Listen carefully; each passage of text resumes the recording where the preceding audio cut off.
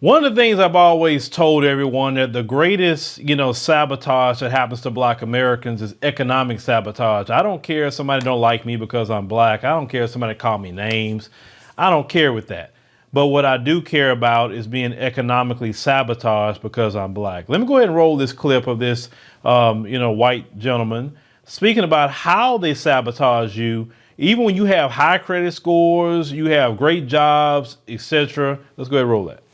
So I'm going to tell a story. I used to work at a bank. I'm not going to disclose what bank it was. I hated working there, though. We'll say that. My official title was personal banker or senior representative, I guess you could call it. Sharing the building with us was a mortgage company that we worked together with. And this was during like 2008 to 2012. So like really right after the recession. People were struggling really bad.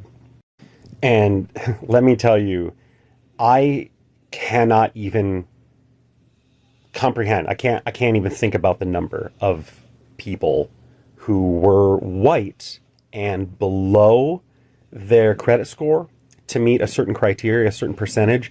And, we gave them that little nudge because, we trusted them. We had faith in them. We believed that, they would hold true to their end of the agreement, whatever it may be, whether it be the mortgage or the personal loan, whatever. I cannot count how many times, like my managers and the actual mortgage lenders would give out loans to people that really didn't qualify for it. But they trusted them, and that's fine. But the interesting part about that, we trusted them, is that never happened once to a single black customer. Never. In fact, just the opposite. We would have black customers come in with incredibly high dollar values attached to their accounts and very high credit scores. And let's say they wanted to open up a business, and they would still get denied. Like they would get approved for a loan, but it wouldn't be as good of a loan as someone in their exact situation who is white. It'd be a slightly smaller dollar amount, a higher overhead, or maybe an increase in a certain amount of their interest, like the little details that would add up to really them being screwed over. And there's no difference between these groups of people other than some of them were black. So no, it's not that credit scores are racist. It's that there's a high chance that the people who can do something with that credit score, aka give out a loan, approve, other types of finances, chances are like those people are probably a little racist. And then therefore they're less likely to do the right thing or to just treat people equal in general. See, that's what I was talking about the whole time. It's that social currency of whiteness to say, oh, well, I just know they'll be good for it. I know this, but black people, they can have a higher credit score sometime. They can have more money in the bank and they still don't even, get a loan whatsoever. They don't give them one. Or as he said, they screw you based on interest rates and all of that. These people, I told you, don't know no other way to be because it is birthed and bred into their home anti-black racism. Economic sabotage of black Americans has been the story of America for black people. All these other immigrant groups that come over here, they're not economically sabotaged like we are. We're the people that's economically sabotaged. That's why when they tell you just work hard and if you work hard, things will be better for you. You can work hard, but if you're being sabotaged, that's going to mess up your hard work, right? See, they can go quote unquote work hard and don't have to worry about being sabotaged. They don't. This is why, once again, when I talk about this, it's because I know some of you have not had this experience, is that when you get on the African continent and start doing business, I don't feel the sabotage like I feel in America. Because let's call it what it is. In my position, I should have got millions upon millions of dollars already worth of bank loans already for business. I should have had the most top of the art, brand new building studio based off of what we produce, what comes in, and our even projections, right? But we don't get that, not because our credit score isn't good, not because we don't pay our bills, it's because of the economic sabotage. And then now let's go to the black bank aspect. Where is the black banks? Because we understand with the white owned banks, that comes along with them, white supremacy and all the issues that come along with them. Where's the black owned banks that should be out here giving business loans to black people, should be saying, hey, you don't have to deal with that over here. Bring all your accounts to the black banks. Bring it over here. We'll give you a home loan. We'll give you a business loan. If you got the high credit score and the money, hey, we feeling the same way. We can know you good for it, right? That's my issue. Where are the black banks? 'Cause I'm not for begging somebody to treat me right. If you show me you're not going to treat me right, fine. No issue, no problem. I'm not going to beg you. But the issue that I do take is, where are our black banks? And there are black banks in this country. Where are you screaming and yelling and saying, hey, we're here. Hey, come open up accounts over here. We got you.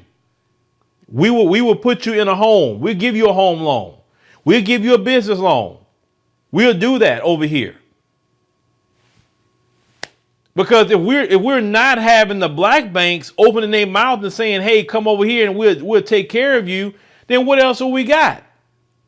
What else do we have at that point? They purposely put these people in positions to sabotage black people. Purposely.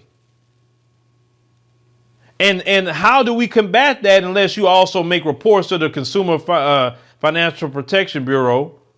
You got to make reports also about if you think that you're being screwed or certain things happening, you do need to make federal complaints. Because a lot of these banks are constantly paying out billions of dollars every year about discrimination.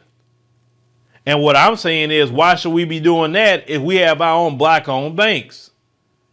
The black-owned banks, once again, it goes back to the HBCU thing. Why aren't you reaching out and advertising on a platform like ours and saying, hey, Phil, let's go ahead on and get with y'all and let's advertise these black-owned banks to your audience so we can get them to come join. Black credit unions, where are you at?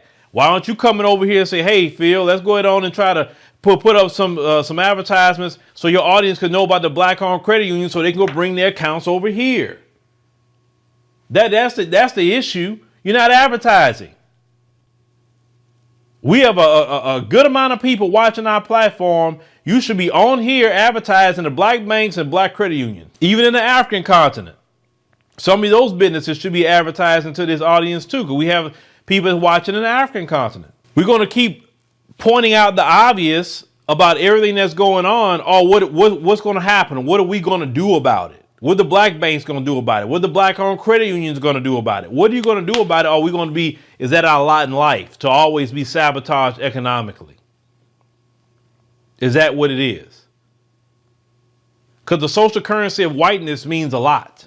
I told y'all before, if I was a white man, I'll be 5 times further than where I am in America. But you know what? That's okay, because I've learned that I get more advancement and things start happening for me better the more and more I'm on the African continent. So I get that. I'm fine with that.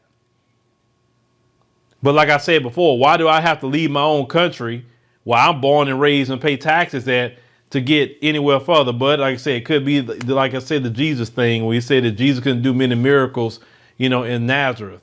He couldn't do it because people didn't believe in him and etc. Right? So it may be like I said, America may be my Nazareth, and I understand that. But nobody should be sabotaged. Nobody. If they have the credit score, they got the money in their bank, they can pay, then they should get a loan. But they did have a report talk about that America lost, I think, $5 trillion due to racist economic practices. They will hurt the whole country because they hate us. I told you, it's in the foundation of America to have a hatred of black people. And you could even ask them, why y'all hate us so much? They can't even tell you. They can't, because it's in the culture. They don't even know why. They can come up with some old sorry. Most of them don't even interact with you. But it's in the culture. That's why. It really is not the definitive why. But if you can't get along, black people, this man right here. But see, he told it. But let me tell you something about some of these people that that will tell about racism in their own community. He still stayed on code. You mean, you're like, what do you mean? He said, I'm not going to say the bank. Why are you going to tell us what's happening and not tell us what bank so we can avoid it? See, you still staying on code, sir. You still stayed on code. Yeah, you told it. You got off code and told it, but you didn't give us really the full information. You didn't work there no more. You could have told us who was doing it. You could have profiled the kind of people that do it. You could have told it, but see, you didn't do that because you still stayed on code, and that's what I'm talking about. But y'all let me know what y'all think about what this gentleman here is saying. And like I said, I mean, I know that. Trust me, if you're in business, any black person in business, you already know how difficult it is for us to obtain loans, even with high credit scores, even when you got thousands of dollars coming into your bank account. They go ask for a business loan. Well, watch how difficult they make it for you.